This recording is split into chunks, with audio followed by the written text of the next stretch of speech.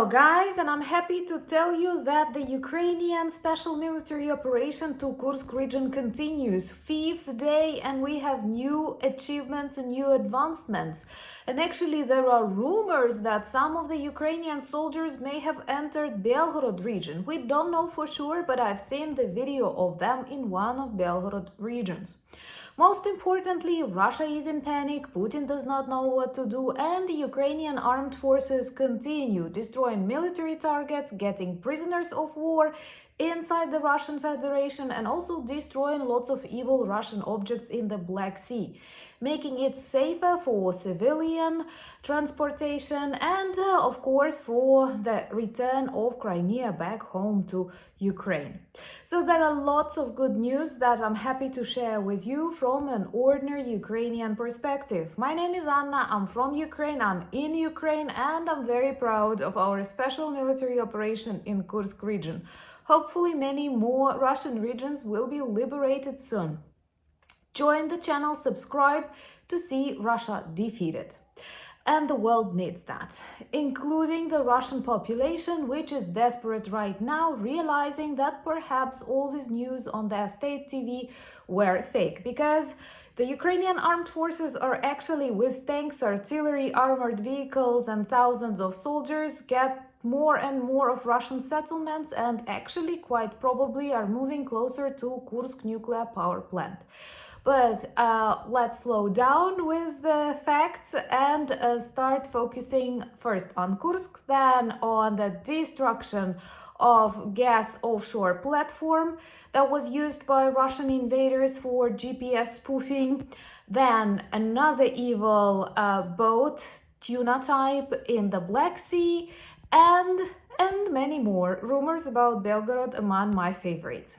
So what is happening in Kursk right now? We know that the Ukrainian armed forces continue their advancement, and this is amazing. It is the fifth day of the Ukrainian offensive, defensive. Well, honestly, as a Ukrainian, I can tell you the best defense is offense. That's exactly how it works, and Putin and his military managers definitely did not predict something similar could happen. I'm sure Gerasimov will soon join Prigozhin, and there are lots of memes that actually describe him. When Putin asks Gerasimov, what is your choice, tea or window? Gerasimov asks for a similar death that Prigozhin experienced, but Putin says we ran out of missiles and aircraft. Indeed. And another important thing is that Russia did not prepare any communicative strategy to explain it to the totally depoliticized population that is now very surprised what is happening, because they believed Russia is the strongest country, the Ukraine is almost totally defeated, and here they see Ukrainian tanks in Kursk and maybe even in Belgorod villages. So we know that thousands were evacuated from Kursk. Putin gave $100 to each family, which is pathetic, and no, it was not a nuclear strike. They also have a federal state of emergency and are waiting for operations in Bryansk and Belgorod regions. Anyway, another important economic consequence is that ruble is falling. It is falling since the very start of invasion, but now it is falling extremely quickly, like every day. According to the reports, it's very likely that now the Ukrainian armed forces are not that far away from Kursk nuclear power plant. Well, there are still dozens of kilometers, but still they are moving. You can trust the Ukrainian armed forces. We always care for people, for civilians, even if they are Russian population. We care for nature, so Kursk nuclear power plant, even if under control of the Ukrainians in some future, it will be safer than under the control of Russians. Honestly, inside Ukraine, we don't think this is a task for those battalions now fighting in Kursk, Russian Federation. But you never know. It was totally unpredictable even inside Ukraine, and I think this is what actually makes this operation, special military operation of the Ukrainian armed forces in Russia, successful. The fact that like nobody knew about that. The International Atomic Energy Agency expressed their concerns, but you know, as Ukrainians, we are well trained. How United Nations, OSCE, this International Atomic Energy Agency, they express concerns and typically do not do anything. And by the way, all of these concerns without doing anything persuaded all of us here in Ukraine that offense is the best defense. And now we also see that Russia desperately bombs Russia. That's the only strategy they have. And honestly, I'm more worried for Russian people in the way Russia will react to the Ukrainian invasion, because they literally do not care about anyone, and they are prepared to, I don't know, if you've seen this totally absurd videos of Chechen fighters who actually escaped when Ukrainian troops started moving to Kursk, but there are videos when they literally shoot in the trees without people there, just filming that for TikTok, and that's perhaps the strategy that Russia will use in the regions that are now under control of the Ukrainian armed forces in Russia. They will simply drop bombs and everything. But we have our air defense. I'm worried for Russians, but not that much. Subscribe to see if Russia defeated and more of the Russian regions liberated by the Ukrainian armed forces. There are rumors that some Ukrainian soldiers have crossed the border of the Russian Federation in Belgorod. That would be beautiful, though at this moment I'm not sure it is happening. There is one video shared by the Ukrainian military that they are in one of the Belgorod regions, but we'll see.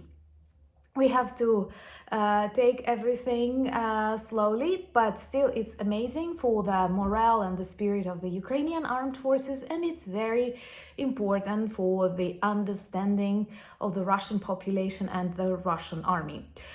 What is also good, there were a number of very successful Ukrainian operations in the aquatorium of the Black Sea, both on the territory of the temporarily occupied Crimea and in the Black Sea, in the waters of the Black Sea. One, perhaps the brightest, and I mean literally because the explosion was huge, is that the extraction of the offshore gas platform. There are many offshore gas platforms that were used by Ukraine for gas production previously, before the start of invasion, even in 2014. Later, the majority of them were under the control of Russian invaders and used for the military purposes. So one of these platforms was neutralized just half a day after the Russian army started equipping it, brought their equipment and personnel, and they plan to use it for GPS spoofing, which is definitely bad for civilian navigation and civilian traveling in the Black Sea, and goes against the grain deal, but once again with the destruction of the Russian Black Sea Navy, with the destruction of their military bases in Crimea. We actually do not need this grain deal anymore, and this is quite good and important. Once again, a beautiful reminder: offense is better than defense if you are fighting with a bully just as Russia. And a Ukrainian drone, Ukrainian sea drone, Magura, destroyed another Russian patrol boat of the tuna type. I cannot believe I've learned so many military things in these 2.5 years of war. But it was destroyed. It was used for patrolling the aquatorium, for logistics near Chornomorsk, and -1, and it's really beautiful. According to the reports of the Ukrainian intelligence, there was also an important operation to the Kinburn Spit, which is now under the control of the Russian troops. It's in Mykolaiv region of Ukraine, but we did some good things there and left without any losses from the Ukrainian side, which is also beautiful because we care for our people. To those of you who follow the updates from the Ukrainian special military operation in Kursk region, I want to remind you why we are doing this. Well, first of all, Russia needs more soldiers to protect its own territories and takes them away from Kharkiv, Donetsk regions, which is important to us. And most importantly, we return Russian soldiers to where they belong. They are Mother Russia.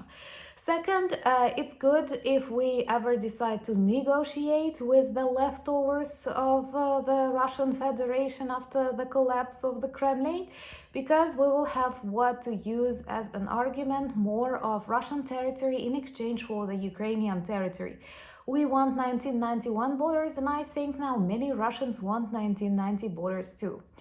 Super important for the morale of the Ukrainian armed forces and for Russians, which is an illustration how Putin does not care about them, causing chaos in these bordering regions and actually turning huge territories of Russia into a war zone. And only because he wanted that and they wanted that. They cheer for the destruction of Ukrainian hospitals and schools in the comments, but somehow they don't like seeing Ukrainian tanks in their villages. Why? We are not going to commit the crimes they do. You know, there are lots of memes that Ukrainian soldiers do not loot Russian toilets. That's why we move so quickly.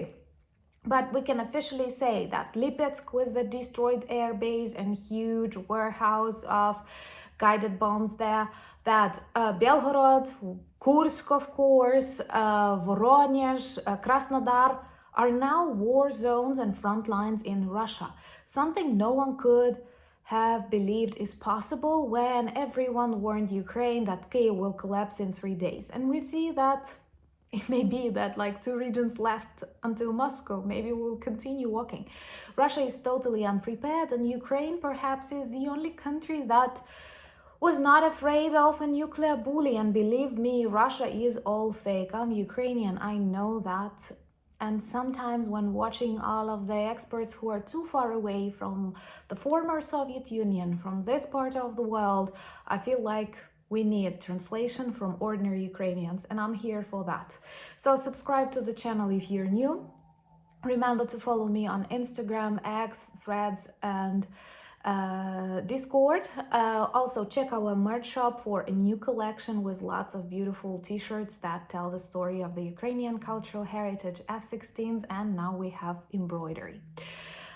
Thank you for buying me coffees. I don't know what will happen to this service for Ukrainians. I hope they won't sanction us, but if you have any advice, please leave them in the comments. Thank you for becoming patrons and sponsors of the channel and helping me film and write more. And those of you who follow me attentively, there is a new interview of mine for Kyiv Post. I was really happy to answer really good questions of Jason, who is the host there. So go and check it. And most importantly, thank you for standing with Ukraine. Slava Ukraini!